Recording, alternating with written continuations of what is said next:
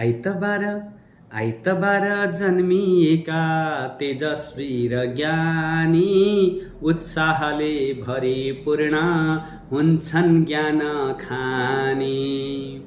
सोमबार जन्मिएका सबैका छन् प्यारा दुःख सुख बराबर ठान्ने हुन्छन् सारा। मंगलबार जन्मिएका बुद्धिले छन् तीखा झगडा र युद्ध गर्न लाग्छन् हुन्छन् फीका। बुधबार जन्मिएका सम्पत्तिले पूर्ण मिठो बोली बोल्न जान्ने हुन्नन् है अपूर्ण। गुरुबार जन्मिएमा धेरै ज्ञानी मान्छे थोरै सुन्ने धेरै भन्ने पण्डित जस्तै ठान्ने। शुक्रबार जन्म भए रूप धेरै राम्रो चञ्चलता धेरै हुन्छ बोली अलि चाम्रो।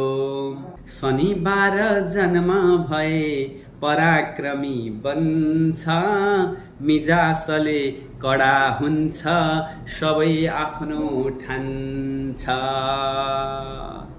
यो 7 बार कुन बार जन्मिएका व्यक्तिहरू कस्ता हुन्छन् भन्ने कुरा ज्योतिष शास्त्रमा भएका धेरै कुराहरू मध्येमा यो विशेष प्रमुख कुराहरूलाई मन्थन गरेर खोजेर यो श्लोक तयार गरियो र यो श्लोकलाई सुन्दर लयबद्ध रूपमा शब्दद्वारा श्रृङ्गार गरिदिनु भएको छ आदरणीय हरिप्रसाद रिमाल गुरुदेव। उहाँप्रति एकदम धेरै आभार व्यक्त गर्दै आज मैले यो भिडियो युट्युबमा पनि पोस्ट गरेको छु।